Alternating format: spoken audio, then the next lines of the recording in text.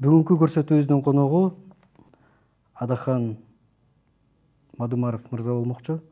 Саламатсызбы? Саламатсыздар. Дагы бир залкарлардан бирөө айтканда, улуу инсандар идеяны талкуу кылат. Орто адамдар жагдайды талкуу кылат. А майда адамдар адамдарды талкуу кылат деп. Көрдүңүзбү? Туура. Адам канчалык майда болсо, ал ошол ушак менен жашайт.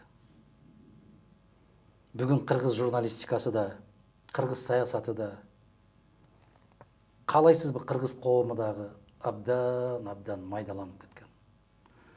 Муну кыргызга орусча сүйлөмөйүнчө ишенбейт дегендей деградация. Аябагандай деградация, маргинализация, люмпенизация деп коет. Бул илимий жактан берилген баалар. А эмне үчүн ошондой болуп баратабыз? Сабатсыздык. Сабатсыздык, дагы бир жолу сабатсыздык. Мектептер бүгүнкү күндө баягы орто билимге ээ болгон азамат жигиттерди, кыздарды чыгара турган жайга эмес, статистика жайына айланып калды. Эмче болуп турат? Быйыл канча киши биринчи класска барды, канча бала 11 классты бүттү. Болду ошол эле. А кандай билим алды? Билим деңгээли кандай?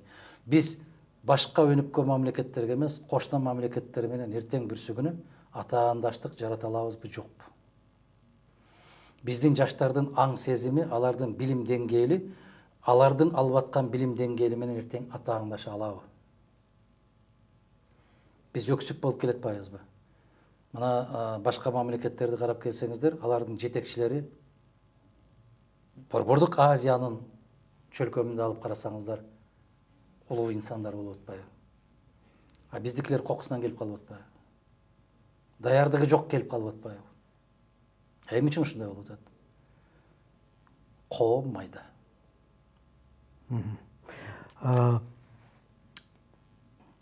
Ким кепилдик берет? Өмүр бою турган, кечирип коюңуз, оюн бүтүрүп коеюн. Уктаса оюнда, түшүндө, турса оюнда жүргөн, кай жерден арзан алып кымбат сатам деген адам бүгүн президенттик эмес, деги эле саясатка келип туруп, мамлекетти да коммерцияга айлантканга, саясатты коммерцияга айлантып кетти. Ким кепилдик берет? Кепилдик эмес, Кыргызстанда саясат ошондой болуп калды. Саясат соода болуп калды да. Саясат соода. Тилекке каршы мындан 6 жыл башта Кыргызстан ушундай жолго барат деп Мадумаров айтса, баары тепкилеп жатып калбадыбы? Эми 6 жыл өткөндөн кийин Мадумаров туура айткан экен деп кайра айтышып атпайбы? Бул соодагер. Азыр бүгүнкү күндөгү жогорку кеңеш бул биржа. Ачык эле биржа. Ал жерде соода жүрөт. Мына социалдык жактан коргоо министрлиги бошоду. Конкурс жарыялаган киши болушуп атат. Ал соода. Кайсы партияга беребиз? Кайсы фракцияга беребиз? Ал фракция бизге эмне кылып берет? Ал биздин кайсы тарабыбызды колдоп берет? Бул кызылдай соода. Болгондо да жүзү жоктук соода. Бул арсыз соода. Бул принциби жок соода. Бул жеке герт башынын кызыкчылыгы үчүн болгон соода. Эгерде ошол социалдык коргоо жагы боюнча министрди, же ички иштер министрин, же каржы министри мыкты, мына өзүңө окшоп сырттан окуп келген керемет дүйнөлүк деңгээлде ой жүгүртө турган азамат болгон болсо дагы ал жерге барбайт жумушка. Аны албайт. Себеп сен керектүү партиянын мүчөсү эмессиң.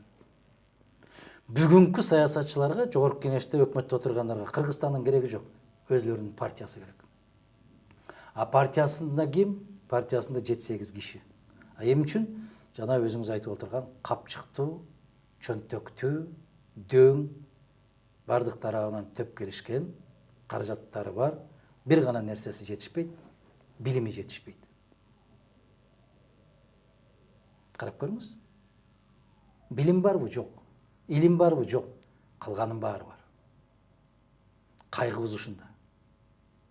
Бүгүн илимдүү адамдарды, сиз айтып аткан интеллигент кишилерди, бул коомдун артта калган бир катмары катарында мамиле жасашат.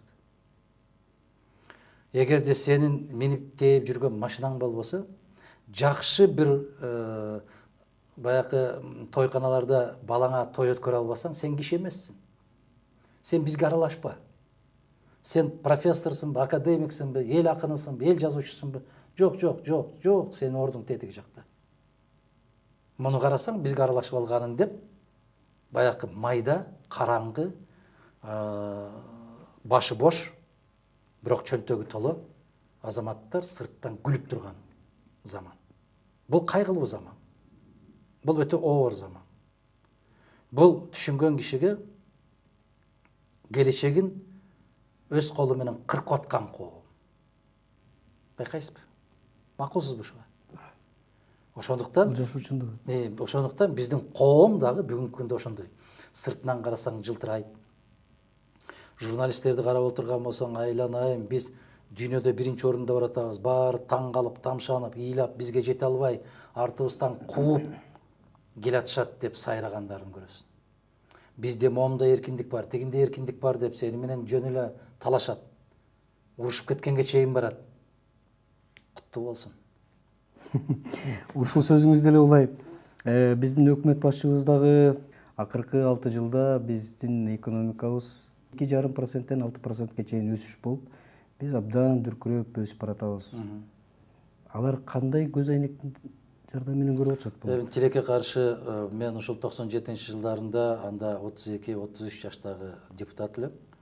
Мен Аскар Акаевичке бир жолу кайрылдым. Аскар Акаевич, ушул көз айнегиңизди чечип, башка көз менен карап көрүңүзчү. Сиз өзүңүздүн кичинекей дүйнөңүздү куруп алып, микромир деп айткам, ошол дүйнөңүздөн чыкпай эле баары ушундай болуп атса керек деп жаңылышып отурасыз. Аалам башка. Барып караңыз. Эртең балдарга кандай тамак жасап берем деген үй бүлөт болуп кетти. Ал кездерде ошондой болгон. Ал кездерде нан да жетпей калган учур болгон. Анда да ишенген эмес. Анда да мени жектешкен. Анда да ошол КТР аркылуу эле уламдан улам эртеден кечке чейин согуп отурган. Бүгүн айтайын. Бүгүн эмне үчүн өзүн өзү өлтүргөн жаштар көбөйүп кетти? Эмне үчүн мектепке барбаган жаш балдар, кыздар көбөйүп кетти? Анын эсебин ким алып атат? Үйүңдө да кечинде короого чөжөлөрдү жыйнаганда санайсың го. Мышык алып кеткен жокпу, түлкү алып кеткен жокпу деп. Бизде элди санаган киши калбай калды да. Айыл өкмөтү билеби айылында канча киши бар экенин? Жок. Биз дали болсо Россиянын стат комитетине караган болсок, бүгүнкү күндө Россияда Бишкек менен Ошту бүтүндөй Кыргызстанды бириктиргенге караганда көбүрөөк кыргызстандыктар иштейт деп кечээ чыкты. Туура. Бул туура сөз. Демек анда бизде мамлекетте ким калды? Ким бар мамлекетте бүгүн? Алардын ордун ким басып атат? Мана караңыз, азыр Чүй проспекти менен басып көрүңүзчү. Турсбеков көчөсү менен басып көрүңүзчү. Кимдерди гана көрбөй атабыз? Кыргыздан башканын баарын көрөсүң. Ашканаларга барып көрүңүз. Кимдерди көрүп атабыз? Эртең эмне болот бул мамлекет? Кайда барат бул мамлекет? Ким менен калат бул мамлекет? Баленин баары ушунда турат. Эмне үчүн жылдан жылга мына 11-жылдан бери болуп көрбөгөндөй дүркүрөп өсүп атабыз дейт. Эмне үчүн анда 11-жылдан бери дүркүрөп Кыргызстанды таштап кеткен кыргыздардын саны өсүп атат? 800.000 кишиге жетип калды бул расмий. Бул расмий. Расмий эмес. Бул тек гана Россия тараптын берген маалыматы. Каттоодон өткөн кыргыздар. Каттоодон өткөн. Расмий эмес. Жөн эле 3 айга, 4 айга, 5 айга барып иштеп келип аткандар. Же болбосо каттоого турбай коюп, агасынын, эжесинин, инисинин үйүндө барып иштеп жүргөндөр канча? Туура. Биз ушул ачуу чындыкты айткан киши бүгүн жаман көрүнүп калбады. Эртең келечегибиз кандай болот деген суроону берип койсоң, ишиң болбосун деп атпайбы? Туура. Залкар инсандар бүгүнкү күндө жок. Карап көрүңүз, бүтүндөй улутка, жалпы улуттук деңгээлдеги аксакал деген кишини таппай калдык. Туура. Коктук олоттун аксакалы бар. Ар бир партиянын аксакалы бар. Бул улуттун кайгысы. Бул улуттун келечегине чапкан каттуу балта. Мен ошон үчүн айткам, мына 10-жылкы кабыл алган конституциялар кыргыз мамлекетин туңгуюкка алып барат деп. Кече референдум менен кабыл алган конституциясы кыргыз мамлекетин бир отодо жокко чыгарат. Ошондо тепкилешти Мадумаровду 10-жыл, 11-жылы. 6 жыл өткөндөн кийин көрсө ар бир кадамына бомба коюлган экен дешип өзлөрү чыркырап чыгышты. Силерге бул мамлекет оюнчукпу. Бүгүн мындай ойноп турайын, эртең жакпай калса ыргытып жиберип башкасын алып ойнойм деген. Силерде жоопкерчилик барбы деп кайрылгым келет. СДПКсыбы, башкасыбы, коалициясыбы, кимиси болсо ошонусуна кыйкыргым келет. Оюнчукпу силерге мамлекет. Же бир баягындай бир тажрыйба өткөрө турган лабораториябы. Кече 6 жылдан кийин дагы бир азамат кыйкырып атат. Коалициялык өкмөт өзүн өзү актабаганы белгилүү болду деп. Ошон үчүн 6 жыл жүрүшүң керек беле. Эрнест Хемингуэй эске түшөт. Англиядан чыгып келаткан жаш жазуучу аял өзүнүн бир чыгармасын жазып, Эрнест Хемингуэйге алып барыптыр да. Аксакал, дүйнөнү дүңгүрөткөн жазуучусуз, уруксат бериңиз, мен ушул чыгармамды таштайын сизге. Карап окуп пикириңизди жазып берсеңиз деп. 2 ай өтөт, кабар жок, жарым жыл өтөт, кабар жок, акырында өзү учуп келип кайра. Жолугуп, аксакал, мен сизге бир чыгарма таштадым эле. Десе, ооба дейт, эстедим дейт. Алып колуна карматат. Баягы жазуучу аял карап көрүп атат, биринчи барактан башкасын окуган эмес. Кандай десе жарабайт дейт. Бул чыгарма жарабайт дейт. Десе, аксакал, сизде уят барбы? Бир гана бетин карап турсуз, калганын окубай туруп кантип жарабайт деп айтасыз десе, Хемингуэй айтат. Мен күндө эртең менен туруп өзүм 2 жумуртка бышырам дейт. Мен жумуртканын аягына чейин жештин кажети жок, жумуртка састык экенин билишим үчүн дейт. Бир эле кашык салганымда билем дейт састык экенин. Ошол сыяктуу сенин чыгармаңдын биринчи барагынан түшүндүм, эч нерсеге жарабайт дейт. Ошол сыяктуу 10-жылы кабыл алгандагы конституцияны айткан. Бул конституция кыргыз мамлекетин туңгуюкка алып барат. Мени тепкилегендер тирүү. Азыр да гүлдөп жүрүшөт. Эми айтып атат, көрсө бул конституция баленин баары ушунун ичинде экен деп. Мына конституциясы, азыркы конституциясы бул мамлекетти бир отоло жок кылат. Кудай сактасын ошону. Ошол сиз айтып аткан конституциядагы мен ойлоп жүрчүмүн, биз өзүбүз жаздык го деп. Көрсө бул биз акыркы 2010-жылкы Америкадан ага чейинкини Франциядан алып келип жабыштырган экенбиз. Ооба. Эмне үчүн биздин коомубузга сиңип кетпегени ал биздин менталитетке туура эмес. Руслан мырза, сиз сыртта жүргөнсүз да, мен ушуну сессияда какшайт элем да. Бөтөн бирөөнүн кийимин алып келип кыргызга кийгизип койгон менен кыргыздын мурду көзү өзгөрбөйт. Кыргыздын жан дүйнөсү өзгөрбөйт. Аны кабыл албайт, аны сиңбейт ал. Ал жукпайт. Келгиле өзүбүздүн каада салт, өзүбүздүн макал лакап, кылымдарды карыткан керемет залкар сөздөр бар. Ошолорго таянып туруп, конституция кыргыздын жыты чыгып турсун деп айтсам, мени улутчул деп ушул кезге чейин тепкилеп жүрүп атпайбы? Эмне кылайын эми? Кайгың ушул экен да. Кайгың ушул. Көз карашы төмөн, жеңил ойлуу аялдарды биз сойку деп коебуз да. Аларды кээде коомду бузуп атат деп күч органдары же болбосо коом өзү тартипке чакырганга аракет кылат. Ал эми саясий сойкуларды кимдер чакырыш керек? Жакшы сөз, жакшы суроо. Эл чакырыш керек. Эл чакырыш керек. Эл ошолорго так ишеним артпай коюу керек. Эл алар менен аралашпай коюу керек. Илгери айылда ушундай болчу.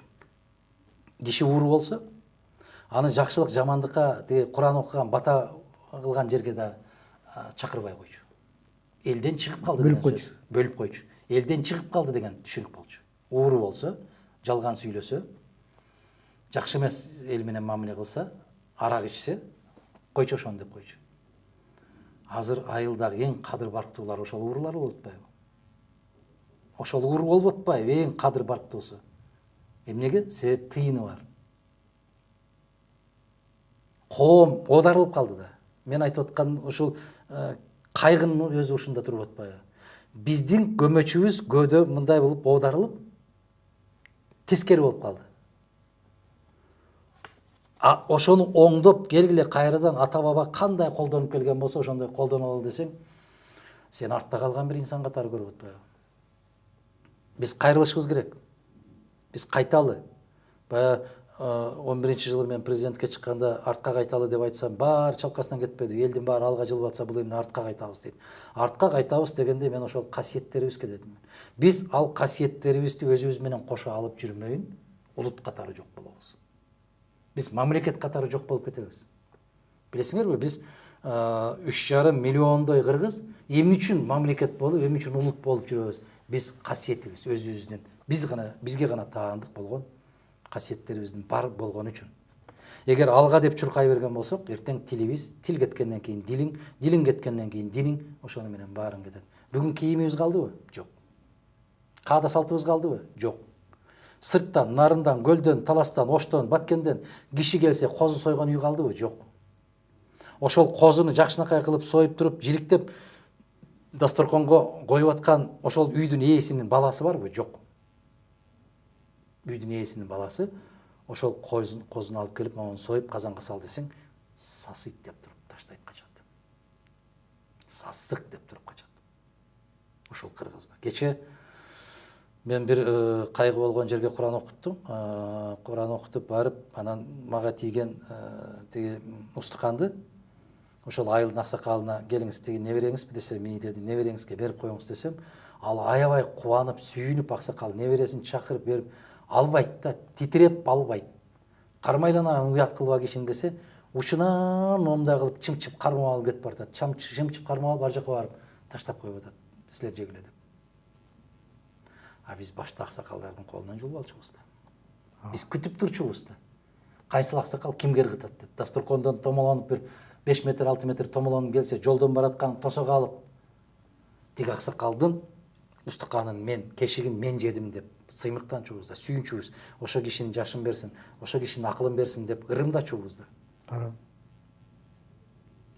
А бүгүн ошол койдун кайсы бир жилигин момундай кылып көтөрүп жүргөн кыргыз эртең кандай кыргыз болот? Ким болот эртең? Ошол сыяктуу мына шайлоого барарда биздин биринчи кезекте коом өзүнүн жоопкерчилигин сезиш керек. Каттуу сезүү керек жоопкерчилигин. Кимди шайлайбыз? Мен эмес, жалгыз мен эмес, мен дээрлик айтам. Өзүбүз бир эл катары, улут катары өзүбүз ой жүгүртүшүбүз керек да. Мен эмне үчүн шайлоого баратам? Же барбай койгон болсо, мен киммин, адаммынбы? Мен ушул мамлекетке керекменби? Ушул мамлекет меникиби? А меники болгон болсо, мен эмне үчүн шайлоого барбай, кайдыгер болуп курсагымды тырмап жатам деп адам уялышы керек. Мына ошондой саясий, маданият деңгээл көтөрүлгөндө улутта бир жылыш болот. Ансыз жылбайбыз. Туура. Бул туура, абдан туура ой. Бир сөз бар. Ар бир үй бүлө бул мамлекет. Мамлекеттин кичинекей модели бул жеке үй бүлө деп. Өгөй атасы бар үй бүлөлөр көбөйүп кетти. Менин суроомду сиз түшүндүңүз болуш керек. Эгерде биз кичинекей үй бүлөнү Мен түшүндүм. мамлекет катары Мен түшүндүм. Жана сиз айткан майда саясатчылардын кесепетинен да. Ар бир саясатчынын өкүл атасы бар да. Ар бир саясатчынын өкүл атасы бар. Ар бир мамлекет өзүнчө бир балдарды багып алган. Кыргызстанда бакма балдары.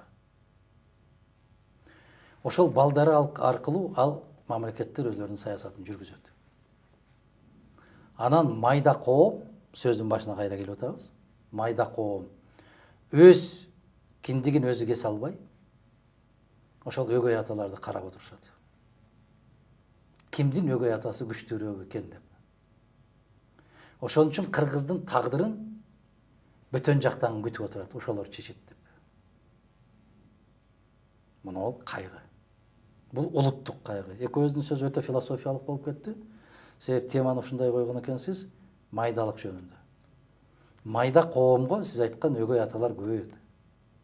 Убактылуу болуп. Эртең ал атасы кетип калган болсо, өгөй атасы өзүнүн маселесин бүтүрүп алып, анын ордун башка ата келип ээлей берет. Себеп майда коомго баары бир. Нанды ким берсе, чайды ким берсе ошол болду. ата болуп кала берет. Ата болуп кала берет. Баягы мен силерге жаңы ата таап берем деген кинолор көбөйбөдү? Ошол сыяктуу бул саясатчылардын майдалыгынын кесепети.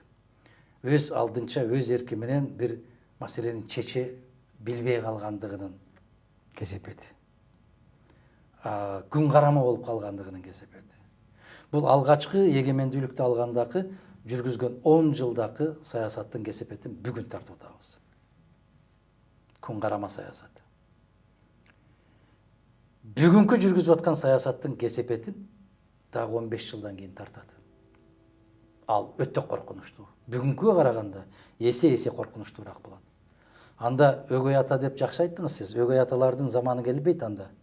Анда кожоюндардын заманы келет. Өгөй ата кой эл көзүнө деп уялып кичине өз балага мамиле кылбаса дагы башкачараак бир мамиле кылса эл көзүнө, жок дегенде эл көзүнө аталык милдетти аткарып коелу дешкен бир сезимдер болот. А кожоюндар келгенде анда өтө чатак жагдай болот анда. Биз ошого баратабыз. Бейбаштык туу чокусуна жеткен да. Абдан бейбаштык туу чокусуна жеткен. Кече бир телеканалда журналист менен сүйлөшүп атсам айтып атпайбы? Мен бир мамлекетте айтат, мен барсам мени чакырып алып сурайт дейт. А сурабай эмне кылыш керек? Сен баарын кыргыз дейсиңби сен? Оң жактан кирсе, сол жактан кирсе деле кире бер айланайын, билгениңди жасай бер дегендей. Алар мамлекет. Алар сырттан келгениңди көрүп турган болсо чакырат. Кел көрсөтчү. Кайсы мамлекеттин аты болосуң? Эмне максатта келдиң? Канча күн болосуң бул жерде? Айланайын, үйүңө тууганың келсе дагы айтасың го, кандай маселе менен келдиң? Чай ичип курсагын тойгозгондон кийин айтасың да, кандай маселе менен келдиң? Момундай. Канча күн болосуң? Жана Абдылда Иманкулов айткандай, кечээ келдим, эртең кетем дегенге чейин жеткиресиң го.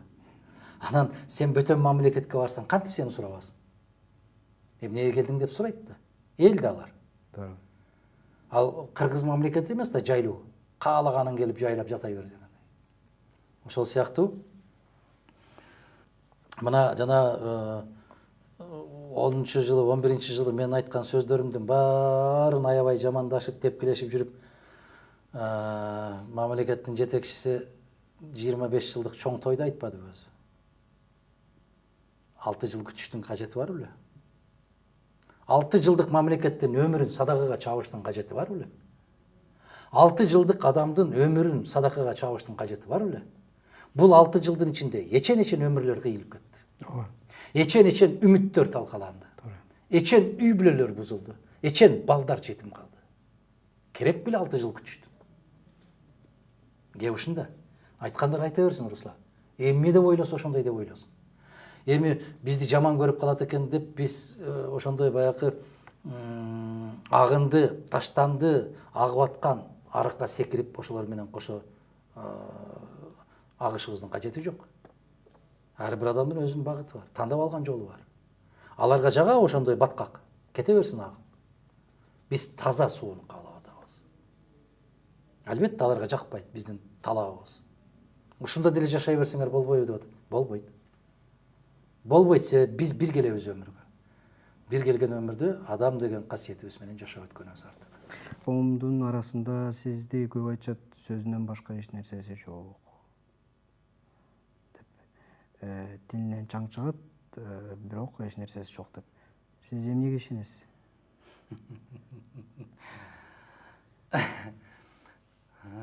Ошол тил бул Кудайдын берген байлыгы. Тил бул Кудайдын берген байлыгы. Муну эч кандай акчага сатып ала албайсың. Бул жараткандан берген бир керемет нерсе. Бардык нерсе тил менен башталат. Оюңда болсо тилиңе чыгат. Оюңда болбосо тилиңе эч нерсе чыкпайт. Биринчиден, экинчиден, биздин элибиз аябай кылымга арткан, залкар, көрүнгөсү терең эл деп айтабыз го. Биздин элибиздин эң туу туткан макалдарынын бири кайсы?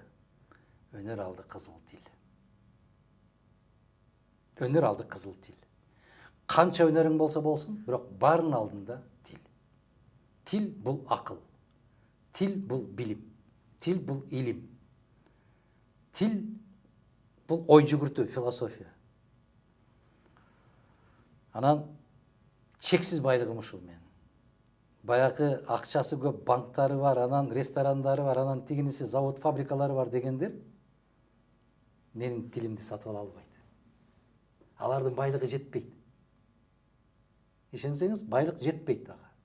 Ошондуктан мен чексиз баймын. Биринчиси бул. Экинчиси, Черчилль менен баштадыңыз. Черчиллдин дагы акчасын сөз кылган жоксуз да. Туура. Сигарасын сөз кылган жоксуз да. Шляпасын сөз кылган жоксуз да. Же таягын сөз кылган жоксуз да. Черчиллдин эмнесин сөз кылдыңыз? Тилин. Минген машинесин да сөз кылган жок. Минген машинасында канча жолу премьер болду, кандай жеңиштерге жетишти, аскер министри болгон, деңиз министри болгон. Аларды айткан жоксуз да. Айткан сөз. Эмнени айткан сөзүн айттыңыз. Бул тил. Бул адамдын ой жүгүртүү кабилетинин деңгээли. Тил. Толстойду деле канча жыл жашады, кандай жашады, эмне болуп жашады деп айтпайсыңар да. Толстойдун эмнесин айтасыңар? Тилин. Эмне кылды? Жазып кетти. Айтматовдун деле банкын айтпайсыңар да. Туурабы? Айтматовдун самолетун же болбосо Айтматовдун үйүн, Айтматовдун пальтосун же таштап кеткен көйнөгүн айтпайсыңар. Эмнесин айтасыңар? Тилин. Туура. Айтматовдун тили деп окуйбуз. Демек бул эмне? Исхак Разаковдун жасаган иштерине сейрек киши айтат. Бирок Исхак Разаковду алдына киши салбаган чечен деп айтат. Токтогулдун эмнеси калды? Тили калды. Тоголок Молдонун эмнеси калды? Тили калды. Жусуп Баласагындын эмнеси калды? Тили калды. Үйү калдыбы? Же минип жүргөн аты калдыбы? Эмнеси калды? Тили. Бул байлык. Чексиз байлык. Ошон үчүн бүгүн ресторандары бар, машиналары бар, банктары бар дагы кетет. Эч нерсе кыса калбайт. Мүмкүн керек болгон учурда тарыхчылар изилдеп Модумаровдун тилин таап чыгат. Бул байлык болот. Экинчи маселе, коркунучтуу маселе, мына Дудук эки сөздүн башын бириктире албаган, өзүнүн пикирин билдире албаган. Кече Атамбаев абдан копол бир сөз айтып койду. Бир киши жөнүндө, ал өзүнүн жасаган ишинде айтып бере албайт деп. Мактана албайт дегендей. Мактана албайт эмес, жасаган ишинде айтып бере албайт дейт. Айтып бере албаган болсо, анда кимге тапшырабыз биз? Не деген залкар мамлекеттердин жетекчилери менен жолугушуулар болот? Ал жолугушууларда эмне, футбол ойнойсуңбу? Же карта ойнойсуңбу? Же акчаң жөнүндө сүйлөшөсүңбү? Тил. Тил. Тил менен сүйлөшөсүң. Тил менен түшүндүрөсүң. Тил менен мамлекетиңди тааныштырасың. Бардык нерсе тил. Орустардын чоң чыгармасы бар, Слово о полку Игоревой деген. Ошол башталат. Вначале было слово деп. Бардык нерсенин башаты сөз деп.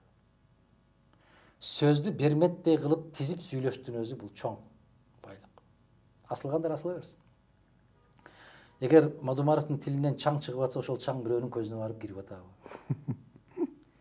Же бирөөнүн бетине барып шыбалып калып атабы? Эмне болуп атат? Чүчкүртүп аткандыр да. Эмне зыяны тийип атат? Эмне зыяны? Аллергиясы бар экен чаңга. Ошондуктан бул менин сыймыгым. Бул керемет.